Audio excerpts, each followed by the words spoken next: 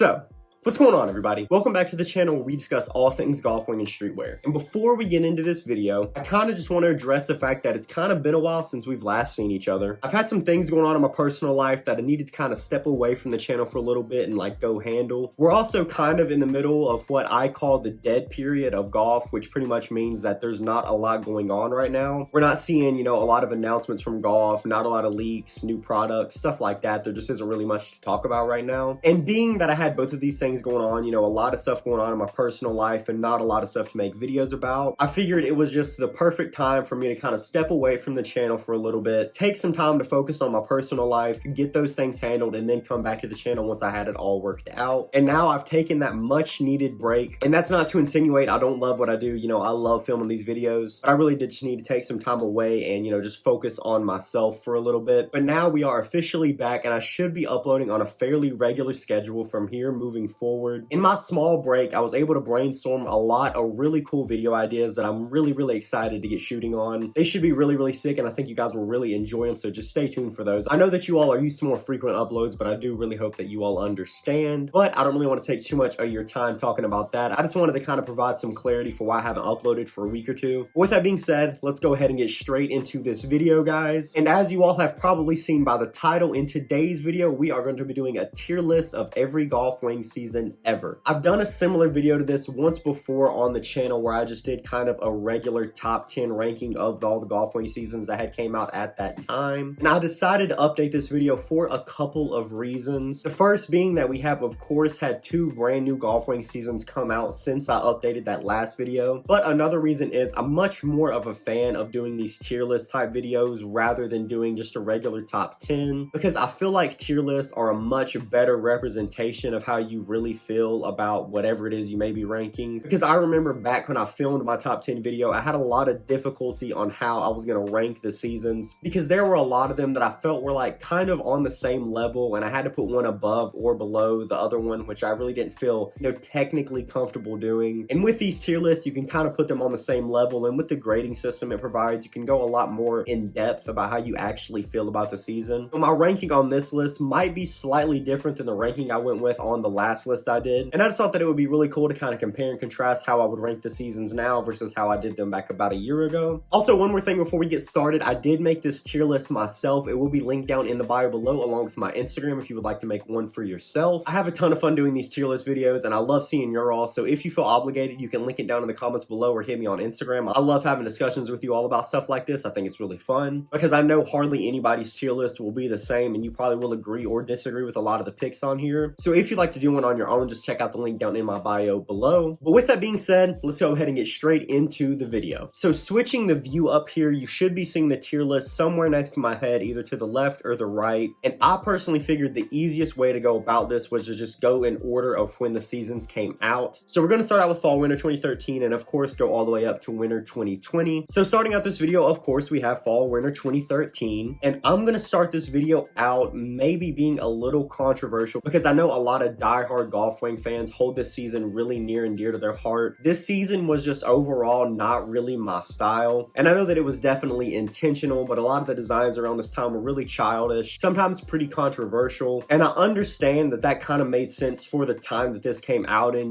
just the vibe that Tyler was carrying with him at that time, and the whole vibe of Odd Future and everything. This season definitely makes sense, for that time period. I understand that a lot of people are very fond of this season because they may have been really big fans around that time, and it's very nostalgic, I understand, and you might really be interested in those childish, controversial pieces that they were kind of coming out with at that time, but personally, they're just not for me. So I'm going to put fall winter 2013 in the D category because I don't feel like this season is complete trash. The designs just personally aren't for me, and I don't really feel like this season holds up in the grand scheme of things. And coming up next, we have spring summer 2014, and spring summer 2014 to me seems like an improved idea, improved version of fall winter 2013. It's still not an amazing season overall, but it definitely contains some notable pieces to me. I really enjoy a lot of the pieces. I'm pretty sure this season is what introduced us to the camp hats. I believe it or not, somebody correct me if I'm wrong on that, but I really loved the camp hats that came out this season. I thought the Arizona tee was really cool. I thought all the button-ups from this season were really solid, and of course some super classic golf pieces came out in this season. The golf striped tees, that are some tees that I would personally really love to own. I'm still really into striped t-shirts and would not mind owning those and wearing those in my collection collection even to this day. So in my opinion, there are definitely some great pieces from this season that really hold up. I also thought the Golf Alicious stuff was really cool that they did around this time as well. But honestly, other than all of the stuff I just named that I think are really sick, this season doesn't offer much for me. That kind of style overall is just not for me. So this was kind of a hard one for me. There are some pieces from this season that I don't really care for at all, but there are definitely some pieces from this season that I think are really solid. But I didn't personally feel comfortable giving this season a B or an A rating just because it's not my style overall. So I put this season in the middle in the C tier. And coming up next, we have Fall Winter 2014. And unlike the other seasons, this one specifically is one of the only early golf seasons that I actually really enjoy. There are a ton of grails from this season for me, a ton of pieces that I still want to own to this day. The first pieces that come to mind are the Punk Face tee, the Killcat Grandpa jacket, which is so sick and is definitely my favorite piece from this season. This season also introduced us to one of my favorite golf designs of all time that golf still uses a lot of to this day, and that is the script logo. I thought the pieces they used the script logo on in this season were great. They put them on a lot of hats, a lot of t-shirts, stuff like that we don't really see much anymore. Like I said, we do still see this logo here and there, but it's usually on denim jackets or jeans and stuff like that. I think for sure overall this is my favorite season from quote-unquote early golf, and for those reasons this is going to be my first entry into the A tier because I feel like that season deserves it a lot. I think that's definitely one of golf's best and most iconic seasons that they've done. And coming up next, we have Spring Summer 2015, one of the most beloved golf seasons of all time. And overall, the pieces from this season were really solid. We definitely got a lot of really sick stuff that came out of this season. But I have one pretty big gripe with this season, and that gripe is I don't really feel like this season stands on its own legs because a lot of it is really interconnected with Cherry Bomb. And there's absolutely nothing wrong with that, but just looking back on the season, a lot of the really big iconic pieces that are grails of people to this day are the stuff with the Cherry Bomb design on it, which is definitely really cool, but that feels to me more like album merch rather than standalone streetwear pieces. And even as recently as 2019, we didn't really see any of the Igor merch being kind of grouped together with the Golf Wang season. It was kind of its own standalone thing, which doesn't at all discredit the cool designs and stuff they did for the Igor merch, but I just think those two things should be separated. But like I said, this season gave us a lot of great stuff and was our first introduction to the flame print, which of course, if any of you are familiar with golf and streetwear, which I'm sure you are, then you know the flame print is probably golf's most famous print of all time, one of their most famous designs that they've ever done. I don't feel comfortable putting this in the A category just because I feel like it does feel a lot like album merch, like I said. So for Golf Spring Summer 2015, I'm going to put it in the B category only for that reason. And coming up next, we have Fall Winter 2015. I know this is a very loved season by golf fans overall, but to me, it's just a decent season. I don't feel like this season really gave anything that stands out to me personally. I know it introduced a lot of pieces that the core fan base is typically really huge fans of, but they never really connected with me that much. I think the biggest thing that this season introduced was the polka dot print, which is another really popular print from golf, but it's honestly not one of my favorite prints golf has done. I think they've done a lot of other really cool stuff like the rose puffers, the floral print on the inside of the pink bomber, the flame design. I think they've done a lot better prints than the polka dot print. I know that there's probably going to be a lot of people who won't be happy with this placement, but for Fall Winter 2015, I'm going to put it in the C tier because none of the pieces in here are bad at all, but for the most part, they don't really do anything for me. And coming up next, we have Fall Winter 2016, and this season to me is another one of those really